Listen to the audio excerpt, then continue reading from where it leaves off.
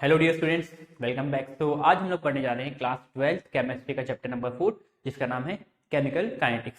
So last की दो video में हमने डिस्कस किया था अबाउट केमिकल काइनेटिक्स का रोल क्या होता है इंडस्ट्रीज में। यानी हम लोग ये चैप्टर पढ़ रहे हैं, इसमें हमने रिएक्शन की स्पीड बढ़ाना है, जिसका क्या रोल है इन इंडस्ट्रीज, हमने वो बात किया था। इन हमने बेसिक चैप्टर का इंट्रोडक्शन दिया था। उसके बाद फिर हमने देखा था ऑर्डर ऑफ रिएक्शन क्या होती है और कितने तरीके की ऑर्डर ऑफ रिएक्शन होती है। उसके बाद फिर रेट लॉ के बारे में हमने बात किया था कि रेट लॉ क्या होता है, मतलब डिफरेंशियल रेट लॉ होता है, इंटीग्रल रेट लॉ होता है, जिसमें हम डिफरेंशियल रेट लॉ का इंटीग्रेशन करते हैं।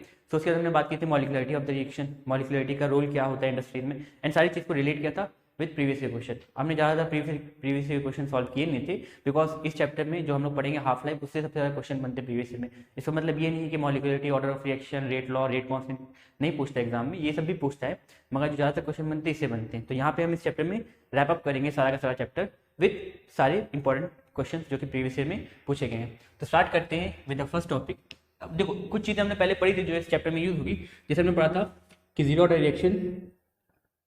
ऑर्डर रिएक्शन और फर्स्ट ऑर्डर रिएक्शन के लिए इंटीग्रल रेट लॉ की इक्वेशन क्या होती है। तो जीरो ऑर्डर रिएक्शन के लिए जो इंटीग्रल रेट लॉ की इक्वेशन होती है, वेयर कॉन्सेंट्रेशन ऑफ रिएक्टेंट जो होता है बराबर होता है माइनस के T plus R naught. R naught होता है इनिशियल कॉन्सेंट्रेशन, यानी स्टार्टिंग में कितना कॉन्सेंट्रेशन रहा होगा, के होता है रेट कांस्टेंट और टी होता है टाइम, और आर होता है कॉन्सेंट्रेशन आफ्टर सम टाइम। ठीक है, फर्स्ट ऑर्डर रिएक्शन के लिए इक्वेशन थी, टी ले लो या तो के ले लो, जो भी ले लो, ये होता था 2.303 बाई के log R naught by R. तो ये था वैल्यू किसकी, फर्स्ट ऑर्डर रिएक्शन की इक्वेशन। ठीक है, तो ये इक्वेशन हम लोग यूज करेंगे, इसलिए इसके बारे में बात करें। यहाँ पे हम लोग पहला टॉपिक पढ़ेंगे half life of the reaction, half life of the reaction. तो हाफ लाइफ क्या होता है, देखो हाफ लाइफ क्या होता है, जैसे मान लो हमने कोई रिएक्शन किया, लेट्स से हमारे पास कोई रिएक्शन हो रही है। ठीक है, इस रिएक्शन में हमने डाला कोई एक, लेट्स से N2 डाला, हमने नाइट्रोजन गैस डाली, इसमें हाइड्रोजन गैस भी डाली। ठीक है, एंड वहाँ पे क्या हुआ, इससे अमोनिया बन रहा है। ठीक है, इससे क्या हो रहा है, अमोनिया बन रहा है। यहाँ रिएक्शन अगर हम देखें तो हो जाएगा N2 plus H2 is equals to NH3, यहाँ 2 है नाइट्रोजन तो ये 2 हो जाएगा 3। ठीक है, तो इसको हम बोलते हैं हेबर्स प्रोसेस। तो ये रिएक्शन है किसका, अमोनिया मैन्युफैक्चरिंग में। अब स्टार्टिंग में हमने डाला था, लेट्स से नाइट्रोजन जो है वो डाला था 10 मोलर कॉन्सेंट्रेशन की। ठीक है, यहाँ पे हमने हाइड्रोजन डाला था 20 मोलर कॉन्सेंट्रेशन की। ठीक है, अब कुछ टाइम बाद नाइट्रोजन की कॉन्सेंट्रेशन जो हो गई है, कुछ टाइम बाद वो कितनी हो गई, 5 मोलर, हाइड्रोजन की हो गई है 10 मोलर। तो यहाँ पे अगर हम देखें कॉन्सेंट्रेशन क्या हो गई, आधी हो गई। कुछ टाइम बाद कॉन्सेंट्रेशन जो है वो आधी हो गई। तो जिस टाइम बाद, जैसे मान लो यहाँ पे 5 मिनट बाद जो कॉन्सेंट्रेशन होगी वो क्या होगी, जो भी रिएक्टेंट थी उनकी आधी होगी। यहाँ पे रिएक्टेंट कौन है, नाइट्रोजन और हाइड्रोजन, ये रिएक्टेंट है, और जो प्रोडक्ट बन रहा है वो क्या बन रहा है, वो बन रहा है अमोनिया। तो यहाँ पे जो रिएक्टेंट की कॉन्सेंट्रेशन कितनी होगी, आधी हो गई कुछ टाइम बाद। तो वो जो टाइम है उसी को क्या बोलते हैं, हाफ लाइफ। यानी हाफ लाइफ वो टाइम होता है जिसमें रिएक्टेंट की कॉन्सेंट्रेशन इनिशियल कॉन्सेंट्रेशन क्या हो जाए, आधा हो जाए। ठीक है, यहाँ पे अमोनिया कॉन्सेंट्रेशन और हाइड्रोजन कॉन्सेंट्रेशन आधी हो गई, इसी को क्या बोल रहे हैं, half life of the reaction. यहाँ पे अगर हम देखिए हाफ लाइफ क्या होता है, it is the time required by the reaction after which the concentration of reaction becomes half of its initial concentration। तो इनिशियल कॉन्सेंट्रेशन का आधा कॉन्सेंट्रेशन जिस टाइम बाद हो जाएगा उसी को हम क्या बोलेंगे, हाफ लाइफ। इवन दिल्ली में जो कंपार्टमेंट हुआ था 2013, उसमें एक क्वेश्चन पूछा गया था, सॉरी, दिल्ली में जो कंपार्टमेंट हुआ था 2013 में, उसमें एक डेफिनेशन पूछी गई थी कि half life of the reaction होता क्या है। ठीक है, सीबीएसई में तो बेसिक कोई क्वेश्चन पूछा नहीं गया, बट स्टिल आपको डेफिनेशन थोड़ा बहुत तो याद नहीं चाहिए। अगर आपको बेसिक्स पता होगा तो डेफिनेशन अपने से लिख लोगे। ठीक है, उसको याद करने की जरूरत नहीं पड़ेगी। तो हाफ लाइफ क्या होता है, अगर हम बात करें जीरो ऑर्डर रिएक्शन के लिए, जीरो ऑर्डर रिएक्शन के लिए हाफ लाइफ की क्या इक्वेशन बनेगी, यानी जो टाइम रहेगा हाफ लाइफ, यानी टी हाफ जो रहेगा, हाफ लाइफ में डिनोट करते हैं टी हाफ से, यानी जो टाइम है आधा कॉन्सेंट्रेशन होने के लिए जो टाइम है उसको हम डिनोट करेंगे टी हाफ से। यहाँ पे जीरो डायरेक्शन के लिए टी हाफ की वैल्यू कितनी होगी, तो देखो जीरो डायरेक्शन की वैल्यू हमने निकाली थी, आर क्या होता है, आर होता है माइनस के टी प्लस आर नॉट। ठीक है, ये प्लस में हो जाएगा तो माइनस में हो जाएगा, यहाँ पे हो जाएगा R minus R naught is equals to minus के टी, वेयर आर जो होता है अगर यहाँ पे हम लिख लेते हैं कि देखो यहाँ पे समझने के लिए यहाँ लिख लेते हैं, ठीक है। तो ये जो हमने लास्ट टाइम पढ़ा था वही है। तो हाफ लाइफ में देखो टी स्टार्टिंग में जो रिएक्टिंग की कॉन्सेंट्रेशन वो कितनी है, आर नॉट है, यानी स्टार्टिंग में जो कॉन्सेंट्रेशन है रिएक्टिंग की वो कितनी है, आर नॉट है। यानी जो एमोनिया बन रहा था लास्ट टाइम हमने देखा था उससे नाइट्रोजन से, तो नाइट्रोजन स्टार्टिंग में था 10 मोलर कॉन्सेंट्रेशन का, तो वो क्या हो गया इनिशियल कॉन्सेंट्रेशन। अब कुछ टाइम बाद टी जब आधा हो जाएगा टाइम, टी हाफ, यानी जब हाफ लाइफ पहुंच जाएगी रिएक्शन, तो कॉन्सेंट्रेशन कितना हो जाएगा इनिशियल कॉन्सेंट्रेशन का आधा, तो इनिशियल कॉन्सेंट्रेशन आर नॉट थी, उसका आधा हो जाएगा कॉन्सेंट्रेशन। जैसे अमोनिया वाले अगर आपको एग्जाम्पल होगा, अमोनिया का जब बना था तो नाइट्रोजन की कॉन्सेंट्रेशन पहले थी 10 मोलर, ठीक है। कुछ टाइम बाद स्टार्टिंग में, कुछ टाइम बाद टी हाफ पे, या स्टार्टिंग में तो जीरो रहेगा टाइम, कुछ टाइम बाद टी हाफ पे उसकी कॉन्सेंट्रेशन हो गई 5 मोलर, ठीक है। देखो कॉन्सेंट्रेशन आधी हो गई, यहाँ पे हम 5 को लिख सकते हैं 10/2, तो वही लिखा है स्टार्टिंग में कॉन्सेंट्रेशन आर नॉट और बाद में आर नॉट बाई 2, यानी जो इनिशियल कॉन्सेंट्रेशन है उसका आधा, तो इसी को क्या बोलते हैं हाफ लाइफ। तो ये चीज़ें याद रखनी बस, इसको हम यूज़ करेंगे, इसका याद रखना है, ठीक है। तो ये हो गया हाफ लाइफ का कुछ कंडीशन, ठीक है। तो यहाँ पे अगर हम बात करें at t is equals to, at time t is equals to t half, आधे टाइम बाद, यानी जब हाफ लाइफ पे रिएक्शन पहुंच जाएगी तो कॉन्सेंट्रेशन क्या हो जाएगी। देखो पहले इस रिएक्शन को सॉल्व कर सकते हैं, इसको हम चाहे तो माइनस साइन यहाँ पे इंटू कर दें, जैसे हमने पूरी इक्वेशन को, इक्वेशन 1 को हम इंटू कर दें माइनस साइन से, तो ये क्या हो जाएगा माइनस आर माइनस माइनस, पूरी इक्वेशन को माइनस 1 से मल्टीप्लाई कर देंगे, इस पूरी इक्वेशन को माइनस 1 से इंटू कर दें, तो minus plus minus minus minus plus R naught is equal to minus minus plus k t. ऐसा हमने इसलिए किया ताकि हमारे जो रेट कांस्टेंट है और टाइम है वो पॉजिटिव हो जाए, ठीक है।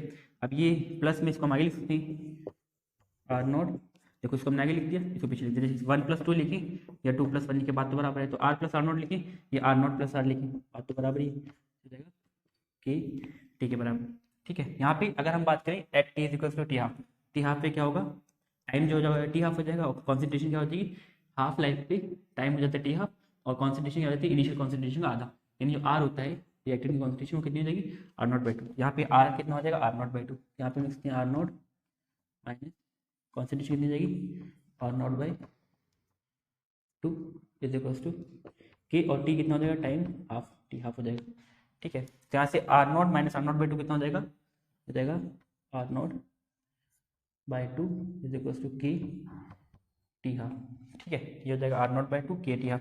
जैसे मान लो 1 में से हाफ गया आर नॉट बाई 2, यहाँ से चाहे तो एलसीएम ले कर सकती है, तो इतना बेसिक है आता होगा 2 1 2, यहाँ पे ये इंटू हो जाएगा तो 2 R naught minus R naught, सिर्फ आर नॉट बचेगा और नीचे 2 हो जाएगा, ठीक है। इसको अगर हम फर्दर सॉल्व करें यहाँ से टी हाफ जो है हाफ लाइफ कितना आ जाएगा के इंटू में हो जाएगा तो डिवाइड में R naught initial concentration by 2 k, तो ये जाएगा half life for zero order reaction. तो ये फॉर्मूला बन जाएगा टी हाफ का जीरो ऑर्डर रिएक्शन के लिए, ठीक है। तो ये फॉर्मूला किसके लिए order of reaction, zero order of reaction के लिए, ठीक है। तो यहाँ पे हम चाहे तो लिख भी सकते हैं साइड में जो टी हाफ होता है जीरो ऑर्डर रिएक्शन के लिए टी हाफ कितना हो जाएगा t half is equals to initial concentration by 2 k, ठीक है। इनिशियल कॉन्सेंट्रेशन बाय 2 के, ठीक है। समझ में चाहे तो लिख सकते हैं मिटा देते हैं, ठीक है। अब हम बात करते हैं फर्स्ट ऑर्डर रिएक्शन के लिए, ये है हाफ लाइफ इसके लिए जीरो ऑर्डर रिएक्शन के लिए। अब हम चाहे तो निकाल सकते हैं फर्स्ट ऑर्डर रिएक्शन के लिए,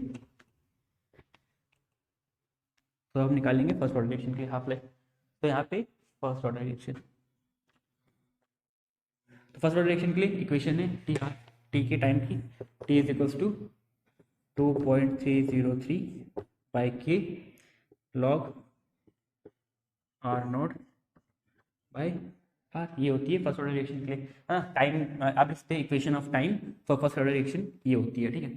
अब हम बात करें अगर हाफ लाइफ के लिए एट हाफ लाइफ यानी at t is equals to t half, जब टाइम टी हाफ हो जाएगा तो वहाँ पे क्या हो जाएगा t half is equals to time, जब टी हाफ हो गया तो क्या हो जाएगा 2.303 बाई के लॉग आर नॉट, जब टाइम टी हाफ होगा तो रिएक्टेंट की कॉन्सेंट्रेशन कितनी हो जाएगी आर कितना हो जाएगा आर नॉट बाई 2, यानी हाफ लाइफ क्या होती है हाफ लाइफ होती है जब कॉन्सेंट्रेशन जो होती है रिएक्टेंट की वो कितनी हो जाए इनिशियल कॉन्सेंट्रेशन का आधा, यहाँ पे इनिशियल कॉन्सेंट्रेशन आर नॉट होता है, चाहे तो लिख सकते हो आर नॉट क्या है इनिशियल कॉन्सेंट्रेशन और आर क्या है, कॉन्सेंट्रेशन किसकी, रिएक्टेंट की एट टी, यानी कुछ टाइम बाद जो कॉन्सेंट्रेशन होगी वो आर होगी और स्टार्टिंग में जो कॉन्सेंट्रेशन है वो आर नॉट बाई टू है। तो यहाँ पे देखो टी हाफ पे क्या हो जाएगी, इनिशियल कॉन्सेंट्रेशन का कितना हो जाएगा, हाफ हो जाएगा, किसकी कॉन्सेंट्रेशन, रिएक्टेंट कॉन्सेंट्रेशन। तो यहाँ पे रिएक्टेंट कॉन्सेंट्रेशन कितनी हो जाएगी, हाफ हो जाएगी, तो जाएगा आर नॉट बाई टू। यहाँ आर नॉट कट गया, ये 1/2 है, 2 डिवाइड के डिवाइड में तो ऊपर जाके मल्टीप्लाई हो जाएगा। टी हाफ कितना हो जाएगा, हो जाएगा 2.303 बाई के लॉग, और ये डिवाइड में ऊपर जाके मल्टीप्लाई हो जाएगा लॉग टू। लॉग टू की वैल्यू कितनी होती है, लॉग टू की वैल्यू होती है 0.3, तो यहाँ पे रख सकते हैं टी हाफ हो जाएगा 2.303 इंटू लॉग टू की वैल्यू होती है 3।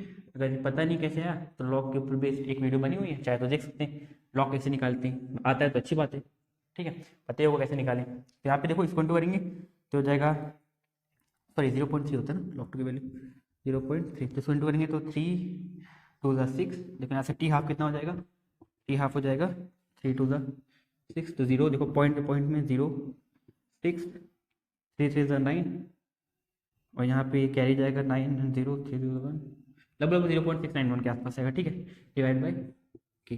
So half life of first order reaction कितनी हो जाएगी, 0.691 बाई के। Half life for first order reaction, half life का फॉर्मूला क्या हो जाएगा, 0.691 ना, 339 1 की, हाँ 0.691 बाई के। तो ये बन गया फॉर्मूला हाफ लाइफ किसके लिए, फर्स्ट ऑर्डर रिएक्शन के लिए। तो ये बेस था, ये फॉर्मूला था हाफ लाइफ का, बेसिकली फॉर्मूला यूज करना है, डेरिवेशन तो नहीं आता एग्जाम में, पूछा भी नहीं गया, बस आपको फॉर्मूला याद रखना है, ठीक है। तो ये सारे इंपॉर्टेंट फॉर्मूला है, इसी बेस अभी हम सारे न्यूमेरिकल करेंगे प्रीवियस ईयर के, तो चाहे नोट कर सकते हैं। अगर क्वेश्चन करना है तो हम ये एज्यूम करें कि अगर आप ये क्वेश्चन कर रहे हैं तो आपको लॉग और एंटी लॉग कैलकुलेट करना आता होगा, ठीक है। अगर नहीं आता तो एक बार पढ़ लें, उसको देख लें, अगर नहीं समझ में आया तो वीडियो भी डली हुई है, चाहे तो देख सकते हैं, अदरवाइज क्या बोलते आता तो अच्छी बात है, फिर क्वेश्चन करते हैं, ठीक है, नोट करना चाहिए कर सकते हैं, क्वेश्चन करते हैं। तो जैसे ये क्वेश्चन आपको बोर्ड में दिख रहा है 2016 का है, all India, a first order reaction takes 20 minutes for 25% decomposition, calculate the time. यहाँ पे टाइम निकालना है when 75% of the reaction will be completed, जब 75% रिएक्शन कंप्लीट हो जाए, ठीक है। तो यहाँ पे क्वेश्चन में दिया है फर्स्ट ऑर्डर रिएक्शन है। अब फर्स्ट ऑर्डर रिएक्शन के लिए अगर हम बात करें तो फर्स्ट ऑर्डर रिएक्शन के लिए टाइम का फॉर्मूला क्या होता है, टी इज इक्वल टू, क्योंकि टाइम निकालना है ना, टाइम का फॉर्मूला क्या जाएगा 2.303 बाई के log R naught by R, है ना, आर नॉट बाई आर। यहाँ पे अगर हम टी निकालें टाइम तो हो जाएगा 2.303 बाई के की वैल्यू हमको नहीं दिया क्वेश्चन में, तो हमको के की वैल्यू निकालनी पड़ेगी, ठीक है। तो के की वैल्यू कैसे निकालेंगे, देखो फर्स्ट में ये कंडीशन दिया है, फर्स्ट ऑर्डर रिएक्शन टेक्स, मतलब वही सेम रिएक्शन 25% डिकम्पोज होने के लिए कितना टाइम लगती है, 20 मिनट। यहाँ से अगर हम के की वैल्यू निकालना चाहे निकाल सकते हैं, के की वैल्यू कितनी जाएगी 2.303। अब देखो टाइम यहाँ डिवाइड के डिवाइड में था, उधर गया मल्टीप्लाई में, और टाइम मल्टीप्लाई में हो जाएगा तो डिवाइड में, log initial concentration R naught by R, ठीक है। तो के की वैल्यू कितनी आ जाएगी 2.303, टाइम कितना लग रहा है 20 मिनट्स, तो यहाँ पे टाइम हम मिनट्स में ले रहे हैं, ठीक है, चेंज नहीं कर सेकंड में, मिनट्स में ले लो, हमारा आंसर किसमें आएगा, लेकिन मिनट इनवर्स में, ठीक है, बिकॉज ये फर्स्ट ऑर्डर रिएक्शन है। के की वैल्यू रेट कांस्टेंट का, फर्स्ट ऑर्डर रिएक्शन के लिए रेट कांस्टेंट क्या होता है, यूनिट मिनट या तो सेकंड इनवर्स, मिनट इनवर्स या तो सेकंड इनवर्स। अब यहाँ पे हम टाइम को मिनट में ले रहे हैं, इसलिए हमारा आंसर किसमें आएगा, मिनट इनवर्स में, ठीक है। तो यहाँ पे लॉग इंटू लॉग, अब आर नोट इनिशियल कॉन्सेंट्रेशन क्या रहेगी, अब देखो यहाँ पे परसेंटेज के टर्म में दिया है, तो स्टार्टिंग में हम कोई भी कंपाउंड लेंगे, लेट्स से हमने NaOH लिया, ठीक है, हमने NaOH लिया 100 ग्राम, ठीक है, कुछ टाइम बाद वो 25% डिकम्पोज हो गया, यानी 25% NaOH पानी में मिल गया और उसमें टूट गया, मतलब वो डिकम्पोज हो गया, खत्म हो गया, रिएक्शन में यूटिलाइज हो गया। तो हमारे पास कितना कॉन्सेंट्रेशन रिएक्टेंट की बचेगी, स्टार्टिंग में था 100 ग्राम, 25% NaOH खत्म हो गया, कितना बचा 75%, ठीक है। तो ये क्या है, इनिशियल कॉन्सेंट्रेशन कितनी 100 ग्राम, यानी इनिशियली जो परसेंटेज रहेगा वो कितना रहेगा 100%, यानी कोई भी चीज़ रहेगी स्टार्टिंग में हमारे पास कितनी रहेगी 100%, यानी जब हम रिएक्शन करा ही नहीं रहे तो हमारे पास कॉन्सेंट्रेशन जो भी चीज़ की बची है वो पूरी की पूरी तो रहेगी, तो उसको हम क्या बोलेंगे 100%। तो इनिशियल कॉन्सेंट्रेशन कितनी हो जाएगी 100%। आर नोट क्या होता है, आर नोट होता है इनिशियल कॉन्सेंट्रेशन, ये तो 100% है। आर क्या है, फाइनल कॉन्सेंट्रेशन। तो 20 मिनट बाद कितनी कॉन्सेंट्रेशन बची, 25% नहीं बची, ये बोले 25% डिकम्पोज हुई है, 25% NaOH टूट गया है, तो बचा कितना 25% टूट जाएगा, तो कितना बचेगा 75%। अब कोई NaOH 100 ग्राम था, 25% टूट गया, कितना बचा 75%, यहाँ पे क्या लिखेंगे 75, ठीक है। तो इसको कैलकुलेट करेंगे तो के की वैल्यू लगेगी 2.303 बाई 20 इंटू लॉग, अब ये कटेगा 25 3 ज़ा 75, 25 4 ज़ा 100, 4/3 जाएगा, 3 मतलब 3 एंड देन 4 3 3 मतलब 3, हाँ 3, तो 1.33 के आसपास आएगा। ठीक है, अब लॉग 1.33 की वैल्यू तो क्वेश्चन में दिया नहीं है, तो क्या करें, तो निकाल सकते हैं कि इज इक्वल्स टू 2.303/20 लॉग 1.33। ठीक है, कैसे निकालेंगे, देखो यहाँ पे हमारे पास एक चीज़ है, लॉग 0 की वैल्यू मुझे पता है कितनी होती है, और लॉग 1 की वैल्यू क्वेश्चन में, सॉरी लॉग 1 की वैल्यू कितनी होती है, और लॉग 2 की वैल्यू क्वेश्चन में दिया है, कितना दिया है 0.3, लॉग 1 की वैल्यू होती है 0। अब क्वेश्चन में देखो जो हमारा आंसर है वो कितना है 1.33, 1.33 कहाँ है 1 और 2 के बीच में लाई करता है। अब इन दोनों के एग्जैक्ट बीच में लाई करता है कौन, लॉग 1.5, इन दोनों का आधा है, तो देखो आधा कितना हो जाएगा लॉग 1.5, इसको प्लस इसको बाय 2, यानी देखो एवरेज निकालेंगे ना, इसके उसके बीच में क्या आएगा, 0 से बड़ा है 2 से छोटा है, लॉग 2 का आधा कितना हो जाएगा 0.3 का आधा 0.15, तो लॉग 1.5 होगा लगभग 0.15 के बाद, तो लॉग 1.3 कितना हो जाएगा 1.33 लगभग हो जाएगा 0.13 के आसपास।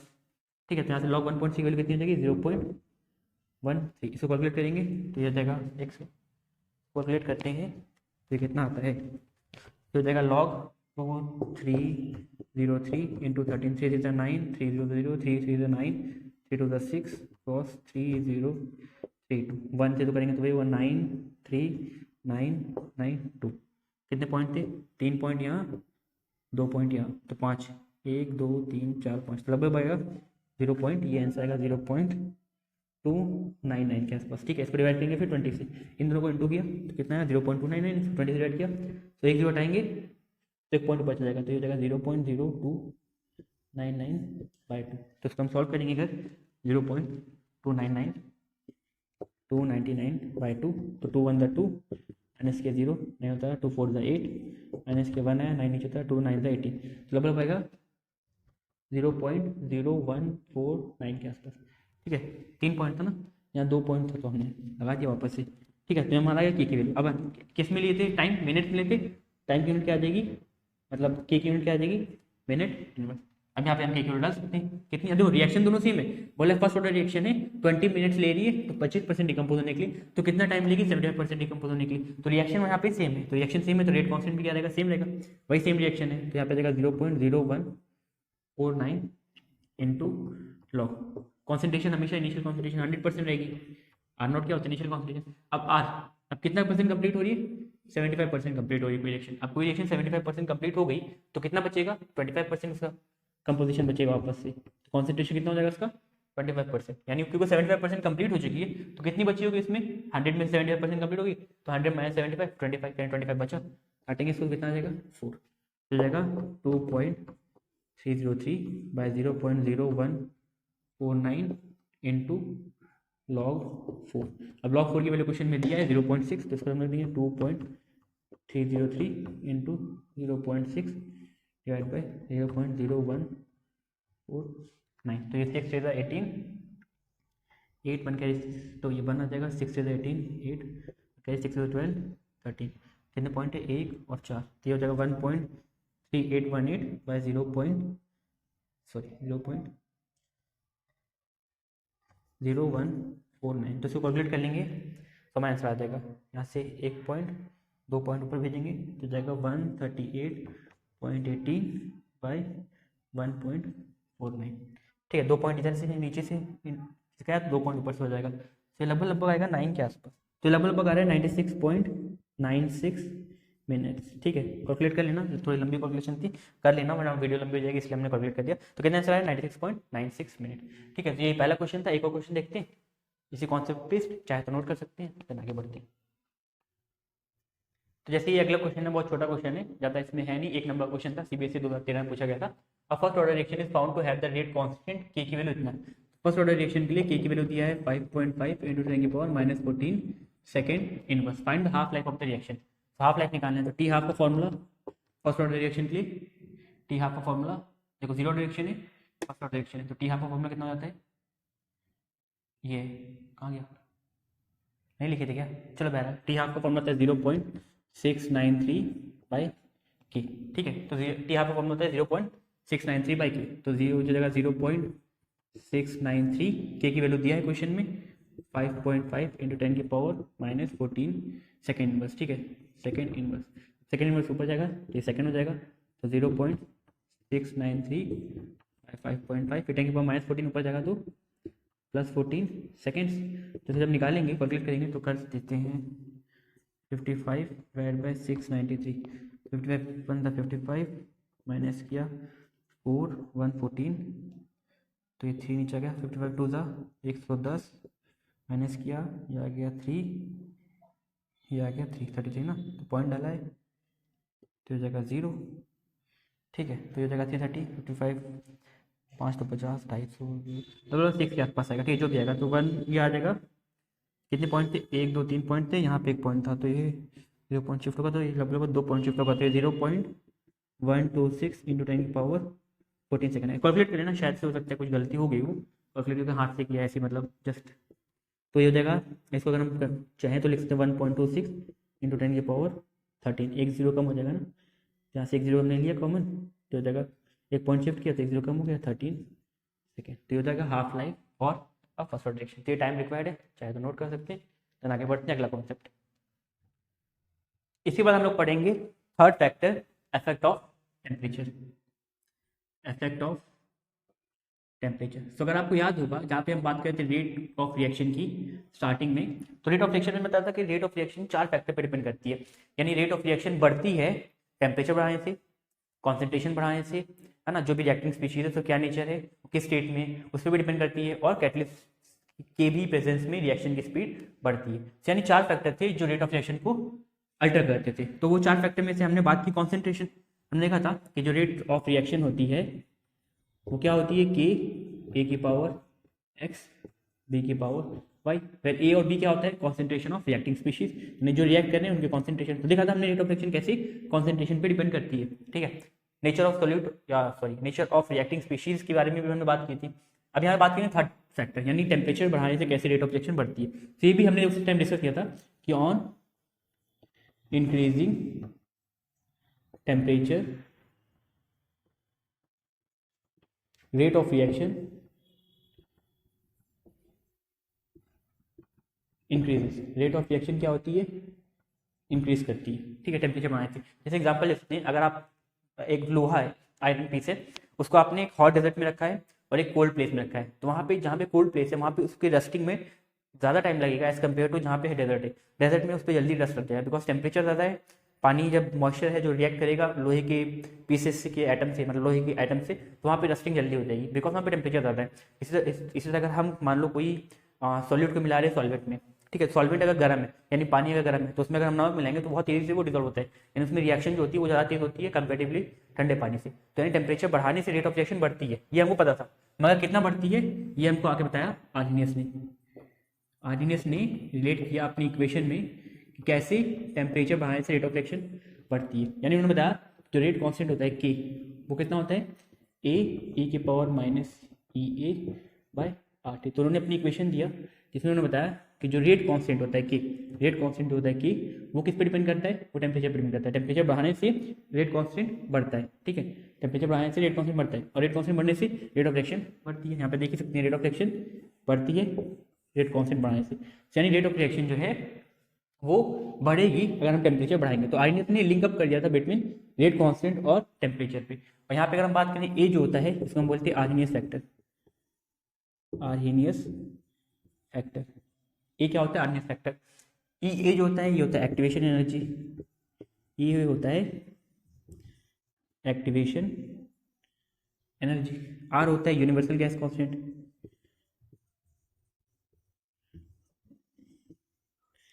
जिसकी वैल्यू होती है 8.31 जूल पर केल्विन मोल, ठीक है। ये कांस्टेंट होता है, इसकी वैल्यू फिक्स है। और टी होता है टेम्परेचर, यानी टेम्परेचर बढ़ाने से कैसे रेट ऑफ रिएक्शन बढ़ती है ये आर्जीनियस ने स्टैब्लिश कर दिया था, ठीक है। और यहाँ पे ई ए जो एक्टिवेशन एनर्जी, इसकी बात हम बाद में करेंगे, ठीक है। पहले हम देखते हैं आर्जीनियस इक्वेशन पे कैसे न्यूमेरिकल बनते हैं और आर्जीनियस इक्वेशन का कहाँ यूज है, ठीक है। तो कैसे देखो लिंकअप होते हैं। तो यहाँ पे अगर इस इक्वेशन को हम और सिंप्लीफाई करें, आर्जीनियस इक्वेशन को और सिंप्लीफाई करें, तो यहाँ देखो ये आर्जीनियस इक्वेशन है के इज इक्वल्स टू ए ई की power minus E A by R T. तो इसको पे करते हैं इक्वेशन 1 है, इसको पे करें multiplying both side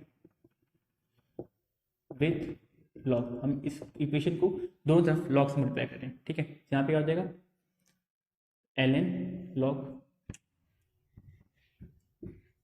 ln k यानी लॉग बेस्ड ई वाला ln k is equals to ln a e की power minus E A by R T. ठीक है, अब लॉग ये देखो यहाँ पे a इंटू बी है, a एक कॉन्स्टेंट है और e की power minus E A by R T एक अलग कॉन्स्टेंट है। ठीक है, तो यहाँ पे a और e जो है ये दो अलग अलग वेरिएबल है या तो कॉन्स्टेंट है, जो भी हो सकता है। ठीक है, तो यहाँ पे लॉग a इंटू बी का फॉर्मूला हमने देखा था।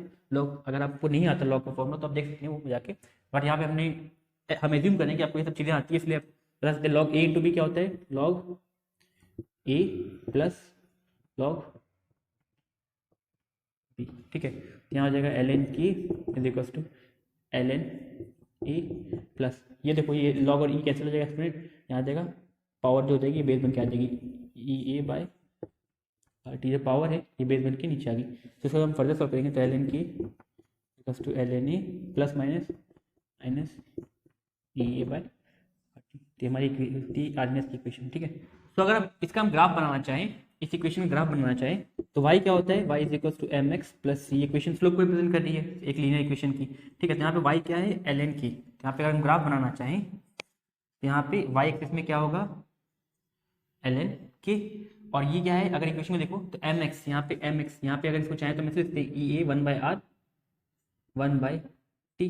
ठीक है, तो यहाँ पे वन बाई टी क्या हो गया एक्स, यहाँ पे हो जाएगा एक्स एक्स में वन बाई टी, और यहाँ पे स्लोप क्या है minus E A by R, और इंटरसेप्ट सी क्या है, सी है एल एन ए, तो यहाँ पे इंटरसेप्ट क्या हो जाएगा एल एन ए इंटरसेप्ट। ठीक है, ये तो आते ही वो बनाना।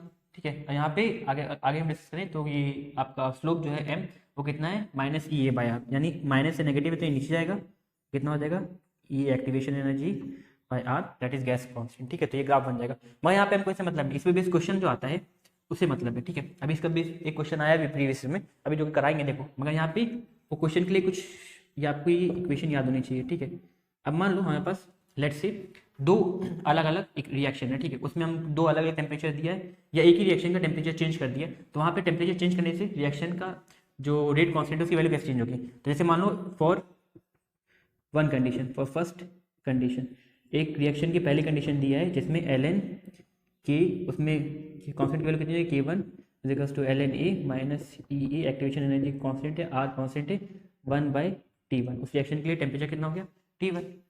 और सेकेंड कंडीशन एक और कंडीशन दिया है जिसमें कंडीशन चेंज कर दिया, टेम्परेचर चेंज कर दिया, तो एल एन रेट कॉन्स्टेंट की वैल्यू चेंज हो गई, हो जाएगा l n e minus E A by R one by T to.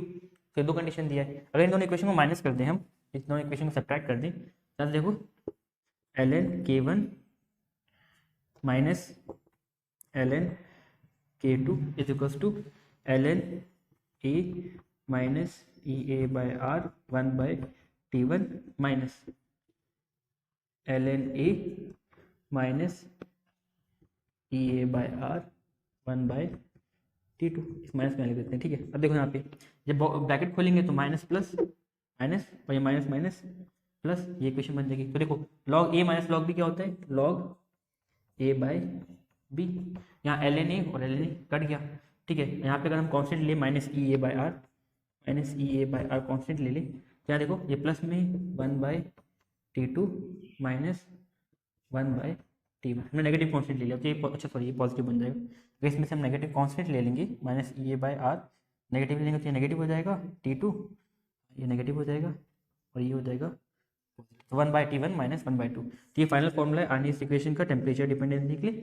ये फॉर्मूला को याद रखना है और ये फॉर्मूला याद रखना है। ठीक है, तो इस फॉर्मूला का यूज करके भी हम क्वेश्चन भी करेंगे। तो ये क्या डेरिवेशन वगैरह इंपॉर्टेंट नहीं है, बस ये इंपॉर्टेंट है कहाँ से इक्वेशन बनी आपको समझ में आएगा। जो हमारी फाइनल इक्वेशन थी जो हमने निकाला था उसी को हमने क्या किया, उसी को हमने दो कंडीशन लिया उसकी, एक टेम्परेचर T1 पे एक टेम्परेचर T2 पे। दोनों कंडीशन में सिर्फ और सिर्फ टेम्परेचर T1 की जगह T1 आ गया और सेकंड कंडीशन में टेम्परेचर T2 हो गया, और उसी हिसाब से रेट कांस्टेंट पहले वाले के लिए अलग और दूसरे वाले के अलग हो गया। तो इक्वेशन को माइनस किया ln k1 minus ln k2, तो ln k1 minus ln k2, LHS को LHS से RHS को RHS से, तो ln कट गया, ये कट गया, यहाँ minus E A by R one minus T one minus E A by R two, ये हो जाएगा। ठीक है, माइनस करेंगे तो ये माइनस माइनस प्लस हो जाएगा। अब इसमें से इसको माइनस कर देंगे, फाइनली ये एक्सप्रेशन बन जाएगा। तो आते होगा। ठीक है, चाहे तो नोट कर सकते हैं, फिर बेसिक क्वेश्चन करते हैं फिर। तो ये क्वेश्चन आपको बोर्ड में दिख रहा है, for a decomposition reaction the value of rate constant K at two different temperature is given below.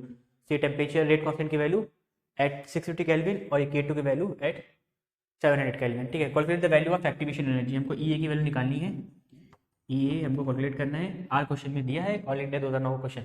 तभी हमने रेट इक्वेशन निकाला था, क्या होता है एल एन, सॉरी कॉन्सेंट्रेशन नहीं, l n K2 by K1 is equals to E A by R T होता है। तो यहाँ पे हमने निकाला था final equation 1/T1 minus 1/T2। ठीक है, हमने इसको पलट दिया इक्वेशन को, K2 बाई K1 निकाला था हमने, उसको उल्टा कर दिया, यहाँ पे टेम्परेचर भी देखो पलट गया, उससे कोई फर्क नहीं पड़ता, बस ये फाइनल इक्वेशन आपको याद रखना है।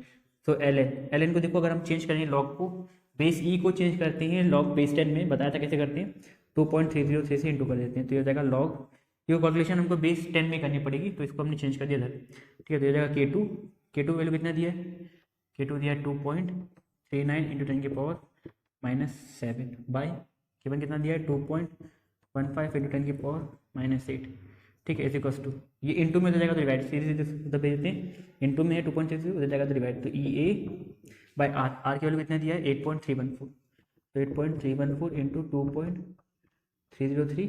ठीक है, ई ए बाई आर, और ये 2.33 यहाँ पे लॉग को चेंज करने के लगा तो हमने भेजा इंटू में, तो 1/T2 1/T1 कितना है 1/650 माइनस 1/700। ठीक है, इसको फर्दर सॉल्व करेंगे तो यहाँ से लॉग ये हो जाएगा फाइनली लॉग एक्स, थोड़ा सा टेढ़ा हो गया, इसको कर रहे हैं। ठीक है, इसको इसे बाद यहाँ कर रहे हैं, तो लॉग 2.39 बाय 1 2.15 लगभग 1.1 के आसपास आएगा, इंटू, अब देखो 10 की पावर -8 ऊपर जाएगा तो +8, 10 की पावर -7 ऑलरेडी ऊपर है, ये -8 ऊपर जाएगा तो +8, तो ठीक है, तो प्लस माइनस माइनस 8 में 7 गया 1, साइन बड़े नंबर कर लेते हैं, क्या जाएगा 10 की पावर 1 इज इक्वल्स टू, यहाँ आएगा ई ए बाय, इसको सॉल्व करेंगे तो आएगा लगभग 2.3831 इंटू 23, 3 1 3 3 3 9 3 8 24, 2 1 2 2 3 6 2 8 16, 3 1 कैरी 11 1 कैरी 9 1, लगभग 19.113 के आसपास है, 19.113, चलो 1 ही लेते हैं, इंटू 1 बाई ये हो जाएगा 700 इंटू हो जाएगा 700 माइनस ये क्रॉस मल्टीप्लाई होगा 650 बाई 650 बाई 700 इंटू 650, 700 इंटू 650, इसे सॉल्व करेंगे तो लॉग ए इंटू बी होता है log a plus log b is equals to E a by 19.1 into 700 minus 650 हो जाएगा, ये 700 है माइनस 650, ये क्रॉस मल्टीप्लाई होगा ना, 700 इधर आया 650 इधर गया, तो ये आ गया 50 बाई इंटू करेंगे 7 इंटू 65, इसको इंटू करेंगे 65 इंटू 7 7 35 5 3 कैरी 7 6 42 43 45, तो ये आ जाएगा लगभग 45 और कितने 0 3 और 1 4 सॉरी 3 0, कितना आ जाएगा लगभग 1 0 से 1 0 कट गया, 4 5 9 45 5 1 5 2 0 9100 के आसपास आएगा। ठीक है, और ये दोनों डिवाइड में हो जाएगा तो इंटू में, तो लॉग 1.1 होगा लगभग 0.1.1, लॉग 1.1 की वैल्यू होगी, लॉग 1 होता है 0 और लॉग 2 होता है 1.5 होता है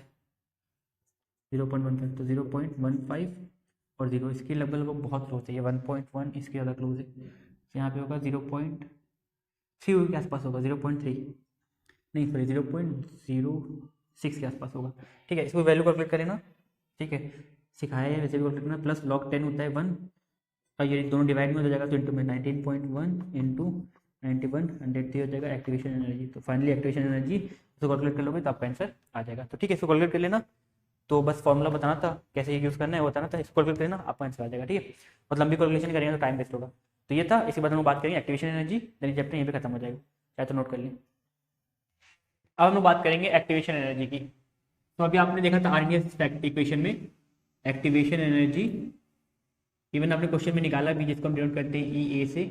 तो ये क्या होता है एक्टिवेशन एनर्जी, आपकी बुक में एक डायग्राम बना है, आप देखेंगे उसको, तो उसमें यहाँ पे क्या है प्रोसेस की रिएक्शन कितना आगे पहुँच रहा है, यहाँ पे एनर्जी दिया है। ठीक है, यहाँ पे अगर जैसे मान लो यहाँ पे अगर कोई रिएक्शन है उसको अगर हमको चेंज करना है इनटू प्रोडक्ट, यानी यहाँ पे रिएक्टेंट है, let's say A plus B combine हो रहे हैं, हमको मिल रहा है सी, तो यहाँ पे सी चाहिए। ठीक है, तो ए प्लस बी को कंबाइन करने के लिए हमें कुछ ना कुछ मिनिमम एनर्जी देनी पड़ेगी, चाहे वो हम टेम्परेचर के फॉर्म में दे दें हीट एनर्जी, चाहे उसको हम लाइट के फॉर्म में दे दें, है ना, जिसको हम बोलते हैं फोटोलिटिक रिएक्शन, है ना, इसको हम किसी भी फॉर्म में एनर्जी दें ताकि ये जो मिनिमम एनर्जी है जिसको हम बोलते हैं थ्रेशोल्ड एनर्जी, थ्रेशोल्ड एनर्जी, ठीक है, ये थ्रेशोल्ड एनर्जी मिनिमम एनर्जी चाहिए ताकि ये रिएक्शन अपने आप प्रोसीड हो जाए। अब देखो कोई भी रिएक्शन को अगर हमको कराना है, जैसे हमारे पास कोई रिएक्शन है यही हाइड्रोजन आयोडाइड H2 + I2, इस रिएक्शन को कराना है अगर हमको, यहाँ पे हाइड्रोजन हाइड्रोजन है, आयोडीन आयोडीन है, इनके बीच में बॉन्ड है, तो इस बॉन्ड को तोड़ना पड़ेगा। जब इस बॉन्ड को तोड़ेंगे तो ये दोनों एक दूसरे से रिएक्ट कर लेंगे और यहाँ पे बन जाएगा HI, है ना। रिएक्शन कराने के लिए हमको मिनिमम जो एनर्जी देनी पड़ेगी कुछ ताकि रिएक्शन कंप्लीट हो जाए, उसी को हम क्या बोलते हैं, एक्टिवेशन एनर्जी। तो ये क्या होता है, it is the minimum energy required by the reactant species in order to form a product, यानी ये मिनिमम एनर्जी है जो कि किसी भी रिएक्टिंग स्पीशीज को चाहिए ताकि वो क्या हो जाए, वो कन्वर्ट हो जाए इनटू प्रोडक्ट में। यानी it can be also state that it is, इसको हम ऐसे भी लिखते हैं, it is minimum energy required to initiate any chemical reaction, यानी केमिकल रिएक्शन कराने के लिए स्टार्ट हमको कुछ ना कुछ एनर्जी देनी पड़ेगी, उसको हम क्या बोलते हैं, एक्टिवेशन एनर्जी। जनरली ये हम देखते हैं नॉन स्पॉन्टेनियस रिएक्शन जो होती है उसको हम कुछ ना कुछ एनर्जी देते हैं, तो वही क्या होती है, वही एक्टिवेशन एनर्जी होती है। तो यहाँ पे एक्टिवेशन एनर्जी कॉन्सेप्ट समझ में आ गया होगा। दिल्ली 2013 में ये क्वेश्चन आया भी है और कई बार CBSE में 2011 2014 में अक्सर ये एक नंबर या 2 नंबर पूछा गया कि एक्टिवेशन एनर्जी क्या होता है, डिफाइन करना है, ठीक है। 1-2 टर्म, रेट कांस्टेंट क्या होता है, एक्टिवेशन एनर्जी क्या होता है, सूडो फॉस्फेट रिएक्शन क्या होता है, ये सब कुछ ऐसी इंपॉर्टेंट चीजें हैं जो क्वेश्चन एग्जाम में पूछता है। तो समझ में आएगा एक्टिवेशन एनर्जी क्या होता है, ठीक है। तो इसके बाद हम लोग बात करेंगे कोलिजन थ्योरी की। कोलिजन थ्योरी लास्ट थ्योरी है।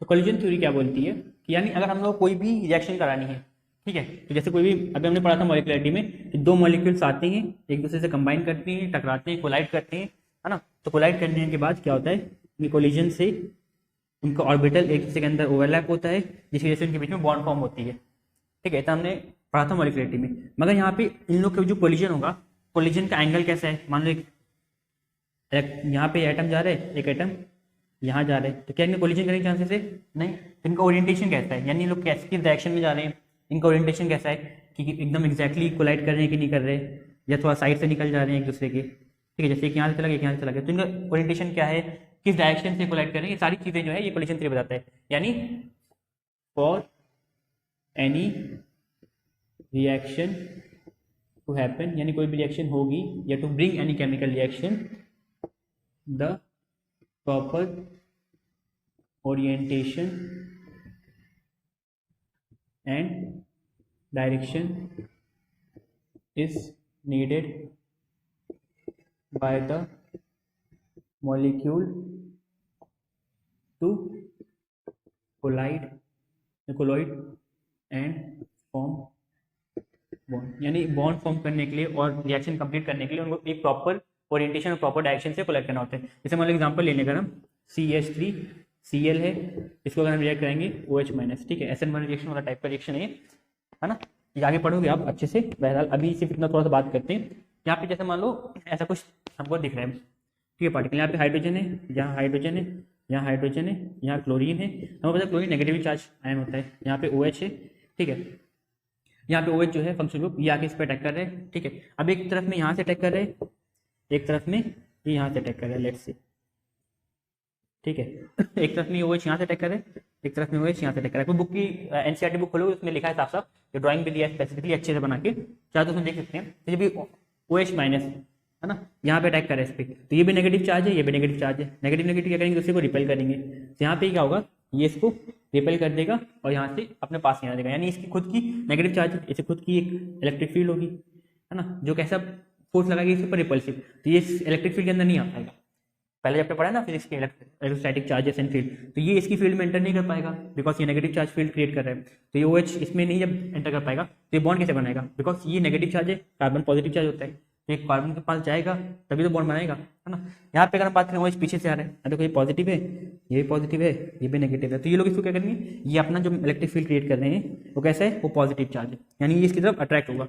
जैसे ही यहाँ जाएगा तो कुछ एनर्जी इसको खुद से इन्वेस्ट करनी पड़ेगी, कुछ बाकी ये लोग खुद से इसको प्रोवाइड करके रिएक्शन करा लेंगे। और OH यहाँ से देखो क्या होगा, जैसे यहाँ पे CH यहाँ से OH आया और OH ने आके यहाँ से बॉन्ड बना लिया, ठीक है। जैसे बॉन्ड बना लिया, यहाँ पे क्लोरीन के पास कोई ऑप्शन नहीं है इसको छोड़ के जाने के लिए, ठीक है। तो यहाँ से क्या होगा, ये OH बॉन्ड बना के यहाँ पे फॉर्म एक मॉलिक्यूल फॉर्म हो गया और रिएक्शन कंप्लीट हो गई। यानी यहाँ पे देखो रिएक्शन कंप्लीट हो गई। तो रिएक्शन किस डायरेक्शन से अटैक कर रहा है आपका न्यूक्लियोफाइल, यानी यहाँ पे जो OH माइनस है ये किस डायरेक्शन से अटैक कर रहा है, ये भी एक इंपॉर्टेंट फैक्टर है जो कि किसी भी रिएक्शन को कंप्लीट कराने के लिए जरूरी होता है। तो यही कोलिजन थ्योरी बताती है, यानी किस डायरेक्शन से, किस ओरिएंटेशन से, किस स्पीड से यानी अटैक कर रहा है, यहाँ पे कोलिजन कैसा कोलिजन हो रहा है। अगर प्रॉपर कोलिजन होगा तो रिएक्शन होगी, प्रॉपर कोलिजन नहीं होगा रिएक्शन नहीं होगी। तो यहाँ पे इसी के साथ आपका पूरा पूरा चैप्टर कंप्लीट हो गया है। तो यहाँ पे अब हम लोग नेक्स्ट में पढ़ेंगे, देखा जाए क्या पढ़ना है, may be D block element पढ़ सकते हैं या तो फिर ऑर्गेनिक केमिस्ट्री स्टार्ट कर सकते हैं, देखेंगे वो क्या होगा। बट बस आज के इतने रखते हैं, आई होप तो समझ में आ गया होगा। बाकी फिर मिलते हैं नेक्स्ट वीडियो में। Thank you and have a nice day.